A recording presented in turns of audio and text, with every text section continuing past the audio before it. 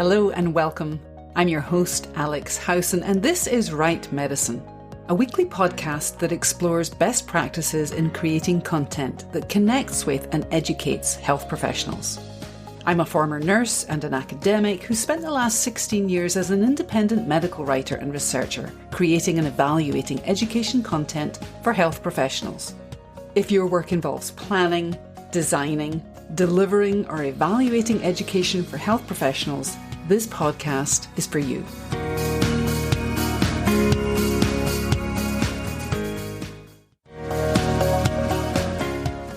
Celebrating its 10th year as the premier online event for CME professionals, CME Palooza will be back in 2023 with its spring and fall events.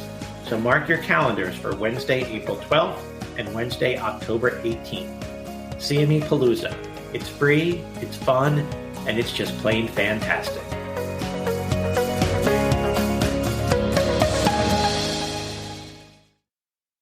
Hello and welcome to Right Medicine. I'm your host, Alex Howson, and this is a solo episode. And today I'm going to talk about the question, should I stop going down the rabbit hole? Now, the medical and CME writers that I teach often worry about how to rein in this tendency to burrow down into the rabbit hole. And like you, I'm up against the challenge of the rabbit hole too. You know how this works. Here's an example. I was recently reading The Guardian in bed on a Saturday morning. A rare occurrence. I'm an early bird and I find it difficult to go back to bed once I'm up. I was reading a story about the artist Paul Gauguin, written by Devika Ponnambalam, whose book I Am Not Your Eve has been longlisted for the Walter Scott Prize for Historical Fiction. It's a fascinating story about the appropriation of women as muses in colonial art. Then other articles presented themselves as possibilities, temptations. A piece on the origins of patriarchy, another on the art of expertise, that process of getting really good at something, whether it's baking or writing, and yet another on the experience of being a noisy introvert. Delicious, all delicious. I am ready to be taken down those rabbit holes. Or here's another example. You're working on a project about hypertension prevention for an education piece on new antihypertensive therapies. You start reading about hypertension prevention and notice references to multi-level public and community health interventions that are based in barbershops and hair salons. And before you know it, you're reading about pharmacists who check black men's blood pressure and provide health information and prescriptions in barbershops to help patients lower their systolic blood pressure. Then you're reading about the awesome lifestyle and community changes that multi-level education and health promotion interventions can bring, and wondering where drugs fit into this picture at all. This process isn't just the inevitability of securing a dopamine hit from endless clicks, nor is it an undisciplined tactic to avoid the work in front of us. This is the modus operandi of the thinker, the synthesizer, the connector, and the collector of curiosities. And it's exactly this mindset and sensibility that we bring to our work as medical writers and as CME writers. It's what lets us unearth quotable gems about the lived experience of a rare disease for a needs assessment, and to structure interactive patient cases with authentic details, colour, and flavour. But of course, it's also a challenge. Rabbit holes run deep. They can pull us further away from the task at hand, and then we have to find our way back in the dark with no map. And if we go down the rabbit hole far enough, we lose precious work time and perhaps even forget the intention behind our initial reading. So I do have a process that I'm going to share with you that accommodates the pleasures of the rabbit hole and supports the time frame you typically have to do your work. At the beginning of every project, what I call the collect and curation phase, I create a checklist that typically includes the scope of work, client references and materials, learning objectives, and an outline if one's already been created, or a reminder to create an outline if that's an expectation in the scope of work for me.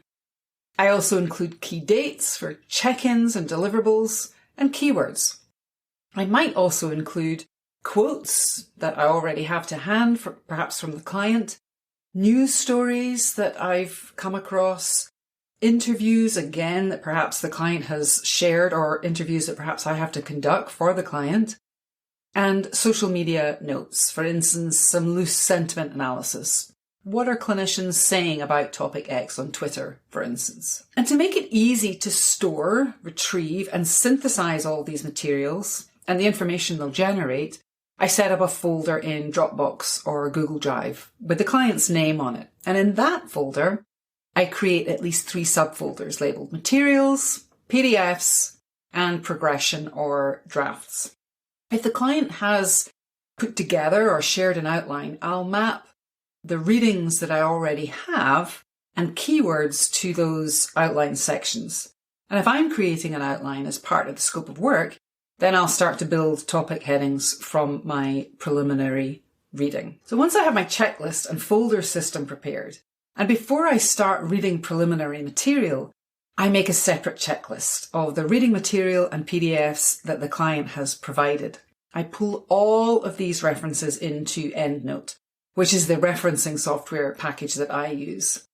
And I read this preliminary material pretty quickly, just to get the gist of the topic and create keywords and key phrases to support the wider literature and material search that I'm going to do. Now you'll know that there are different types of reading. In the early stages of a project, I am rarely doing deep reading. First, I'm skimming. I'm looking for headings and topics. I'm just trying to get the gist of a paper and sorting it into a yes, no, or maybe pile. A bit like cleaning out your closet, what's essential, what's interesting and related but not necessarily essential, and what's on the periphery of the topics. Next, I'm scanning. I'm taking a deeper dive into the materials in the essential bucket first, looking for keywords and phrases, maybe quotes, or other text or numeric nuggets that jump out at me. And I'm also looking for orienting ideas, just themes and connections that align with the client brief. So in this early phase, I'd say I read pretty quickly, and I do read a lot because I'm scanning and skimming. And this is the phase when I'm building in some buffer to follow interesting paths, diversions, and yes, falling into the rabbit hole. But I'm skimming and scanning. I'm not doing any deep reading. This rabbit hole is, I think it's really necessary. It's a necessary part of the work that I do as a medical writer. And it's a necessary part of the process of tending to the garden of my own mind. I'm cultivating curiosity. I'm growing my knowledge. And I'm producing new thinking. This episode of Right Medicine is brought to you by Next Level Needs Assessments. By the end of this 6-week program, you'll be able to evaluate the anatomy of an effective needs assessment, recognise the function of needs assessments in the continuing education planning cycle, identify clinical practice gaps, craft actionable learning objectives, and describe anticipated learning outcomes. A course-specific toolkit provides everything you need to create a needs assessment for your portfolio. You'll practice each element of preparing a needs assessment step by step and have access to 2 sessions of one-to-one coaching with me, personalise written and verbal feedback on your work, as well as structured discussion with your peers. The programme runs April 3rd to May the 12th and spaces are limited. Check the link in the show notes for more information or contact me via email or LinkedIn for details.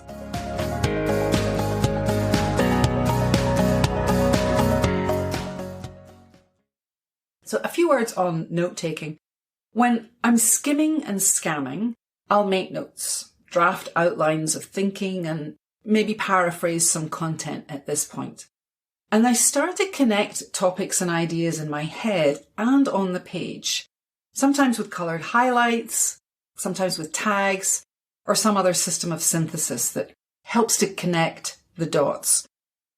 The 20th century German sociologist Niklas Luhmann, and the only reason I know about Niklas Luhmann is that he wrote a lot about trust, and some of my research when I was an academic focused on trust in healthcare. Niklas Luhmann says that notes are only as valuable as their context. That is, the network of associations and relationships and connections to other information. So use a note-taking system that works for you, that helps you retain context and connection and supports your personal note-taking style. And I'll share a link about the idea of note-taking style from Nest Labs in the show notes. I don't generally use an outlining program like Scrivener or Omni Outliner. I'll build content right into the outline the client has shared or that I've developed for the client. But if you do prefer to use an outlining program, there are lots to choose from, and I'll put a link in the show notes about that too. The real problem with the rabbit hole is when to stop. The rabbit hole can't last forever. Once I reach a point of relative saturation, where I keep seeing the same arguments or interpretations in new sources of information, then I'll stop searching for and reading new material. At this point, my reading slows way down and I move into deep or intensive reading. And for me, deep reading really requires thinking, comprehension, and integration of ideas and concepts into the client brief and what I already know about the topic. And as I'm in that deep reading mode, I'm moving into drafting. So the reading and the writing occurs hand in hand. I'm not doing all the reading up front and then moving to writing. I'm reading and writing in an iterative kind of process. And I do write pretty slowly. And I'm also really slow to integrate the process of reading and writing. So I need time away from the reading and the note-taking and the writing in order to process and think and integrate. And this time away has become even more important since the early days of 2020 when the world shut down. And in this writing phase, new questions sometimes pop up and prompt a return to the literature or to existing sources that I've already consulted for answers. And this type of search usually takes less time than the initial search. And at this point, I'm back to skimming and scanning versus deep reading. A few words on referencing. Writing isn't a linear process for me, and I doubt it's a linear process for you, although it might be. We all have different approaches to and styles of writing. I like to move things around as well as I write, so it's important to have a reference manager that can keep up with all that movement, that tracks my sources and moves them when I move text.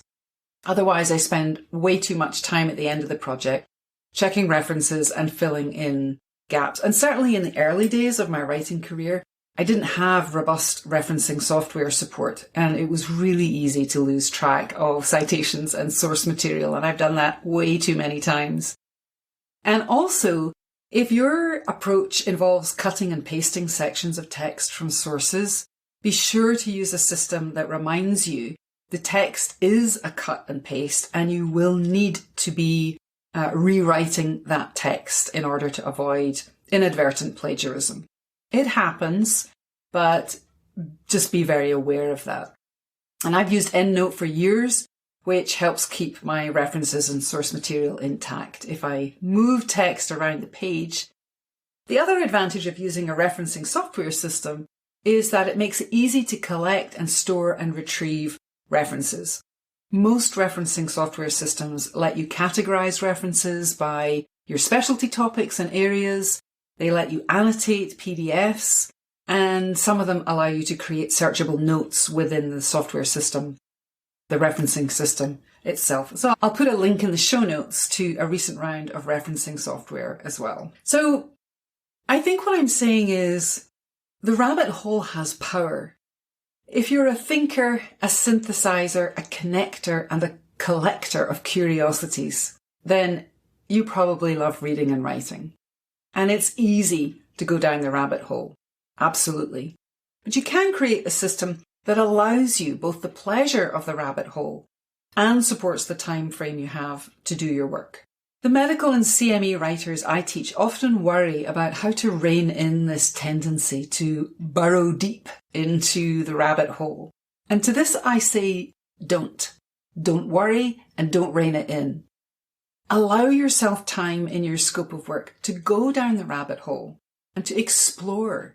It's this loose, wandering, following the breadcrumbs process that feeds the hunger of the inquiring mind and nourishes both curiosity and creativity. As J.R.R. Tolkien said, all who wander are not lost. So embrace the wander and in the process, feed your wonder. See you next time. Thanks for listening.